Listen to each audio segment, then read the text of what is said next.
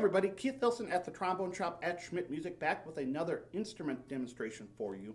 And this is an instrument I'm really excited about because it's something we've been waiting on for a long time, specifically the new Greenhoe GC4 with tuning and slide. So just as a quick refresher here again, we all know the Greenhoe trombones from the the latter part of the 1900s going into the 21st century here, started by Gary Greenhoe of the Milwaukee Symphony. And during their heyday, their large bore tenors, their bass trombones were considered by a lot of people to be some of the best in the world.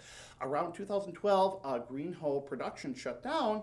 A couple years ago, Schilke purchased not only the Greenhoe name, but the tooling designs, brought in one of Greenhoe's master craftsmen to get production restarted on these. And the feedback on them from a lot of players has been really, really positive. And again, why I'm excited about this is we've been waiting for this instrument for literally 2 years. We placed an order at the NAMM show in 2017. Here we are, 2019, but we finally got this instrument in stock. So again, this is the GC4.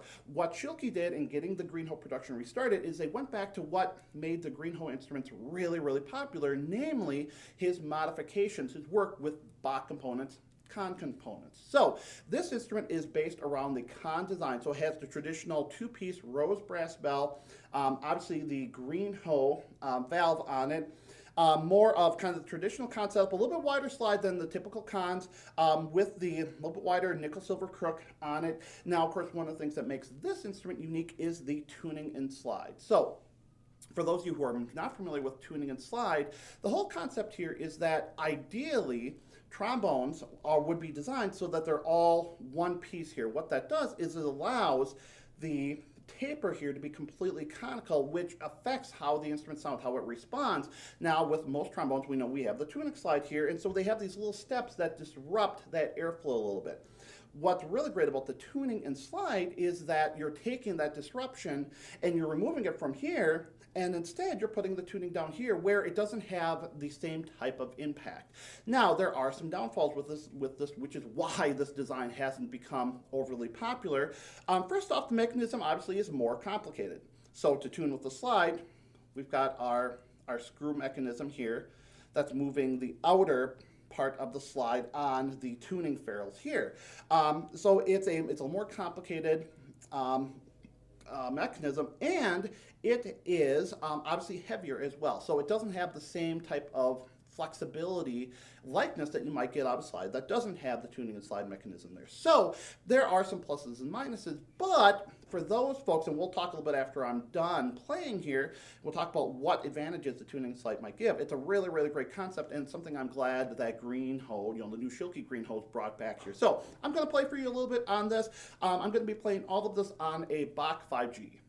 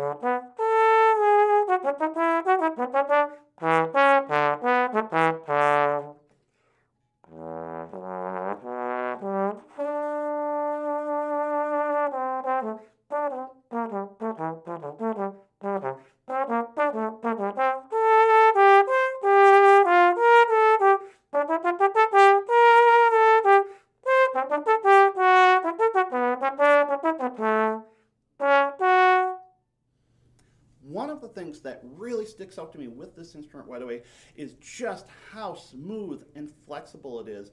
Whether I'm dealing, with the register in the staff, below staff, or especially above the staff, boy, it floats in this beautiful way, not in a way where it doesn't feel like things are centering. It centers really well, but just that transition between the partials is just so butterly smooth. It's really, really impressive. The whole overall design with the instrument is a little bit lighter weight, than I think that even the GB4 I remember being lighter weight. This is definitely lighter weight. What's interesting is even with the tuning and slide mechanism, which a lot of folks find tend to make it a little bit slide, a little bit front heavy, it actually balances really nicely. I mean, the center of gravity really is on the grip braces right here, which I think is really impressive. And what really gets me is just the color, the depth of the sound, and how centered everything is with it. Now, one of the things I do find with the tuning and slide is that it doesn't get as immediate a pop, as immediate a response as, for example, maybe the GC4 without the tuning slide does. It doesn't have the same quickness, but what you get instead is this roundness to the sound. As soon as it locks in, it is locked in so solidly. And again, it feels just so buttery moving through these phrases. It's really impressive.